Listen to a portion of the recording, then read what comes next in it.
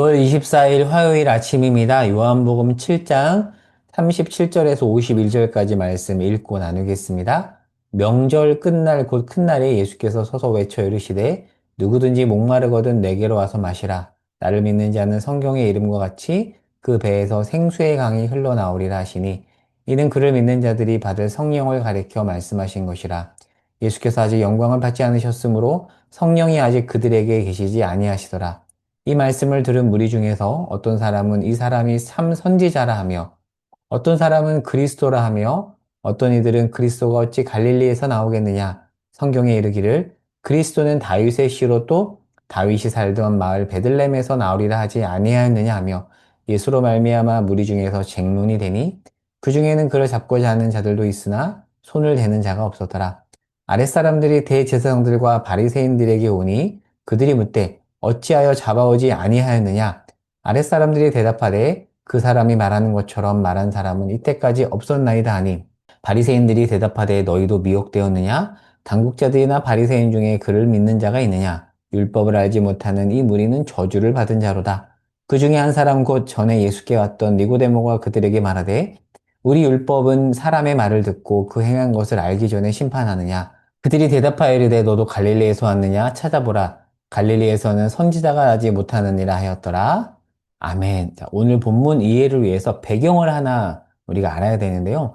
37절에 나오는 이 명절은 초막절을 말합니다. 초막절은 어떤 절기죠? 40년을 광야에서 지켜주신 하나님께 감사하며 지켰던 일종의 추수감사절인데요. 모세 오경에는, 즉 성경에는 나오지 않지만 역사 기록에 보면 이 초막절에는 7일 동안 이 그림에 나온 것처럼 제사장이 실로암 우물에서 물을 길어서 성전에 나르는, 물을 길러 나르는 의식을 치루었대요. 그러니까 무엇을 의미하냐면 광야 생활 중에 반석에서 물을 내신 하나님을 기억하자라는 뜻이에요. 자, 바로 이 초막절 마지막 날에 지금 이 의식을 치르지 않고 제물을 드리는데 보통 그랬대요. 그러니까 마지막 날에는 물을 기르지 않고 제물을 드리는데 그 제물을 드린 그 마지막 날, 37절, 명절 끝날 마지막 날 예수님이 뭐라고 말씀하시죠? 누구든지 목마른 자는 나에게 와서 마시라. 나를 믿는 자는 배에서 생수의 강이 흘러나올 것이다라고 말씀을 하세요. 그러니까 지금 일종의 그림 언어로 이들이 잘 알아들을 수 있도록 그 상황을 예수님께서 지금 고려해서 말씀을 하시는 거죠. 여기서 말하는 생수의 강은 성령을 말합니다. 39절에도 나오죠.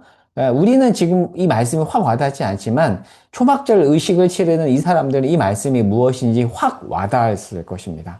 그리고요, 성전에서 지금 물이 흘러 넘칠 것이다라고 말씀하시는데 이 예언은 구약에서 이미 여러 차례 나왔던, 예언되었던 내용으로서 에스겔 선지자와 스가랴 선지자가 보았던 환상에서 보면 성전에서 물이 흘러나옵니다. 이게 무엇을 의미하냐면 진정한 성전이신 예수 그리스도께서 보낼 성령을 의미합니다. 그런데 39절 후반부에 보면 이런 말씀이 있죠. 아직 예수께서 영광을 받지 않으셨으므로 무슨 뜻일까요? 영광을 받는다는 것은 십자가 죽음을 말해요. 그러니까 십자가에서 아직 죽지 않으셨으므로 성령이 그들 가운데 계시지 않았대요.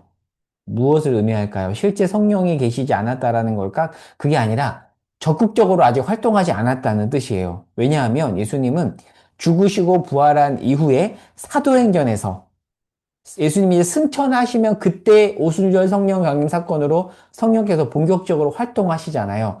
그것을 지금 염두에 둔 말씀입니다. 자, 조금 더 우리가 39절을 유심히 볼게요.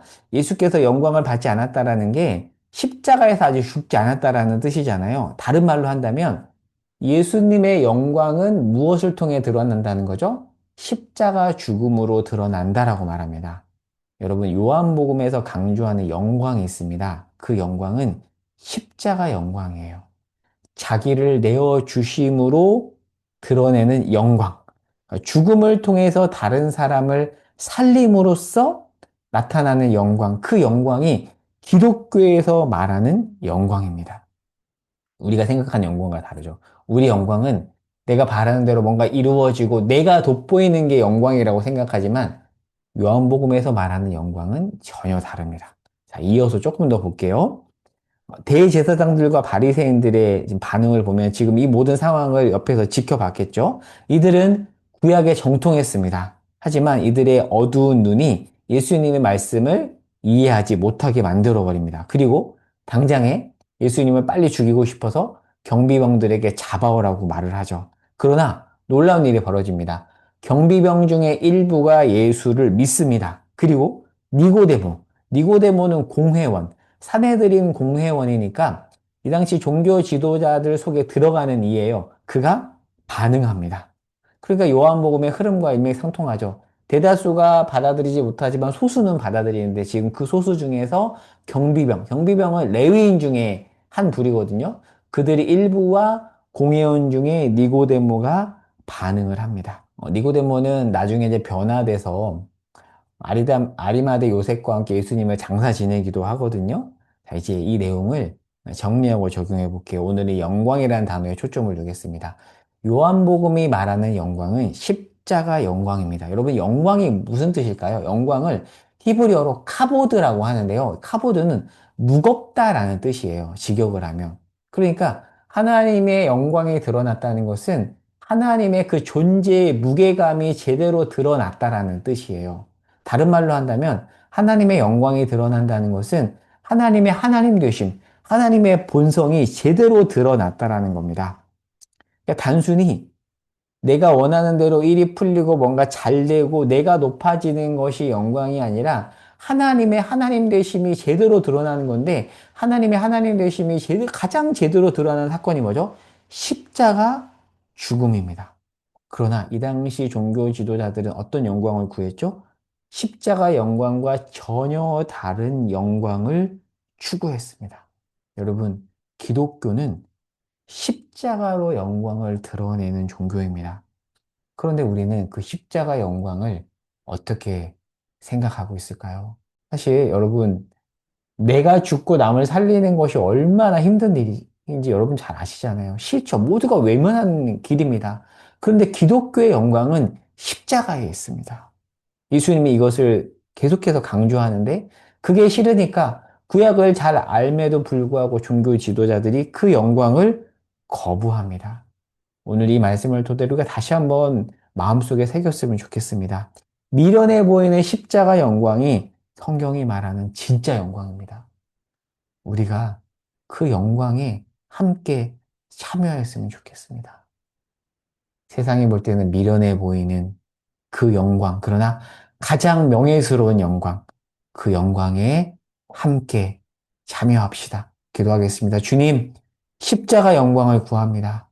말로만이 아니라 우리 삶의 자리에서 그 십자가를 붙들고 십자가가 전해주는 그 메시지에 들어가서 그 메시지대로 살아가는 우리가 되기를 소망합니다.